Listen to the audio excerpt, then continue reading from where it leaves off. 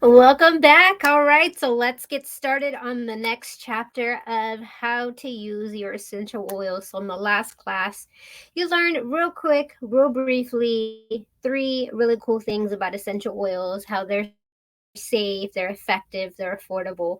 But let's dive into how exactly to use these wonderful gifts of the earth in your home. Again, these essential oils are going to help address various things on the wellness pyramid depending on your needs. First step, again, three ways. So, aromatically, what does that mean? Simply put, you're smelling it, you're utilizing your sense of smell. Did you know that our sense of smell is one of few senses that are directly tied to our brain?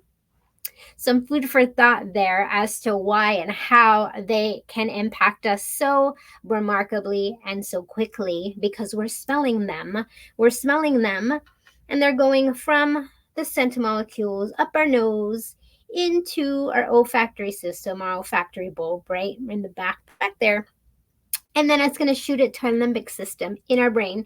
And the limbic system, what that does is that houses our memories, our emotions, and how we process things, a whole lot of other really cool things. But in relation to this, that's why your sense of smell is so powerful when it comes to recalling memories, right? You smell cookies or bread or something, and you automatically think of a happy, warm memory.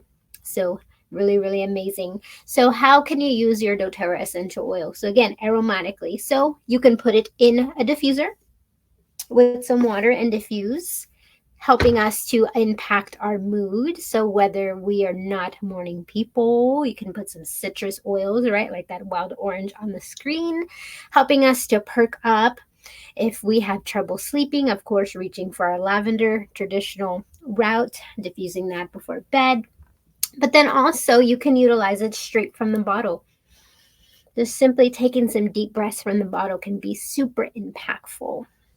So, next up, we are going to look at topically. What does that mean? Basically, you're putting it on your skin. And some tips when it comes to utilizing our essential oils when you're using them on your skin to avoid or minimize skin sensitivities, right? Because everybody's got different skin tolerances and sensitivities. Essential oils, when it comes to doTERRA, you can use them on a wide range of people, running from infants, newborns, to the elderly, even our fur babies. But of course, you want to exercise caution because, again, different skins absorb things differently. So when you're using it for a toddler or a child, a newborn, elderly person, even our fur babies, you're going to want to use a carrier oil. So some carrier oils that you could choose from: fractionated coconut oil, jojoba oil, almond oil, all kinds of things like that to help with skin sensitivities. With those categories of people, you want to use more carrier oil in the ratio to the actual essential oil. And so we'll get into that in another class as to how to dilute for your person, for your baby, for your elderly person, for your fur baby. We'll talk about that at a later time.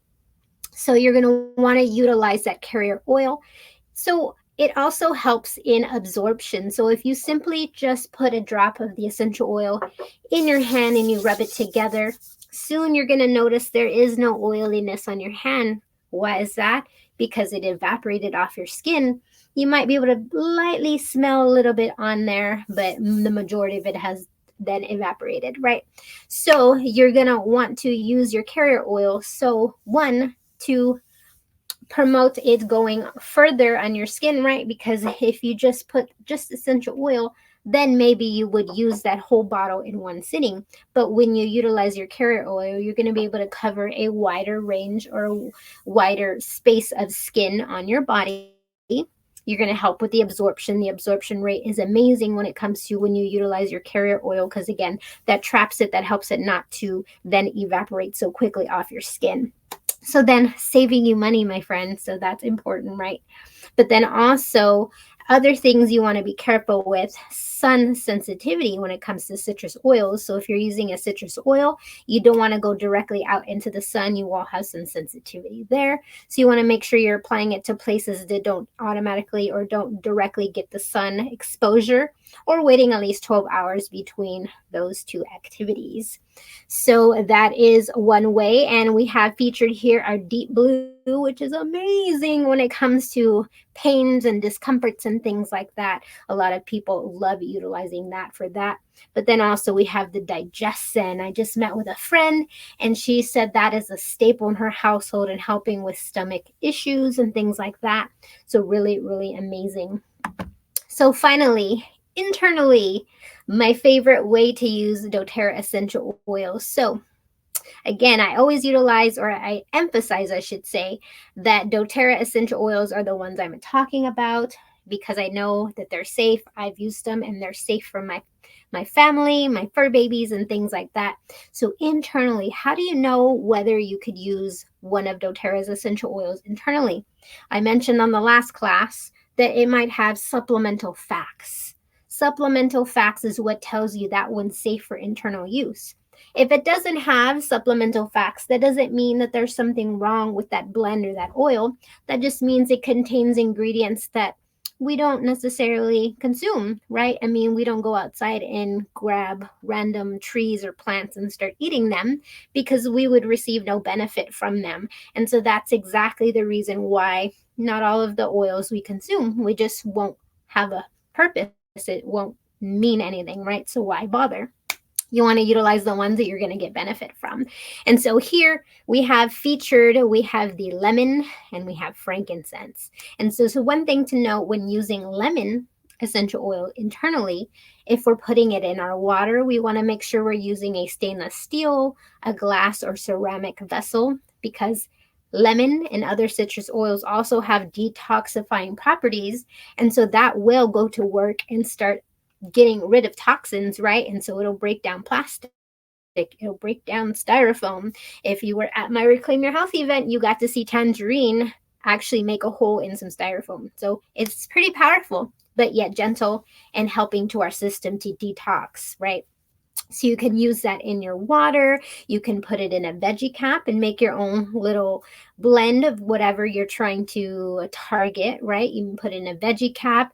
And if it's a gentle oil like frankincense, you can put that underneath your tongue to have systemic effects with our nervous system and things like that. So as you've noticed here, ATI, aromatically, topically, internally. So that brings us to the end of the class, but also want to make mention diffusing around pets. Again, only talking specifically about doTERRA essential oils.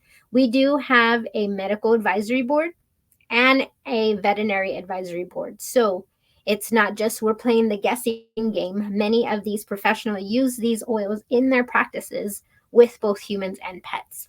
So there are some safety things to utilize when it comes to diffusing around pets, because sometimes, again, the way they absorb things is very different than the way we do. Cats and dogs are very different as well, the way they metabolize things. So stay tuned for another class at a later date, and we'll talk more about tips on what to utilize when it comes to diffusing around pets, when using essential oils internally for pets, and also applying topically these essential oils on pets, because you can, but there are certain ones. So on the next class, we'll talk about your LRP, or how to utilize and get subscribed to doTERRA's loyalty rewards program. Have a great day, and thanks for joining me. Remember, like, subscribe, and share.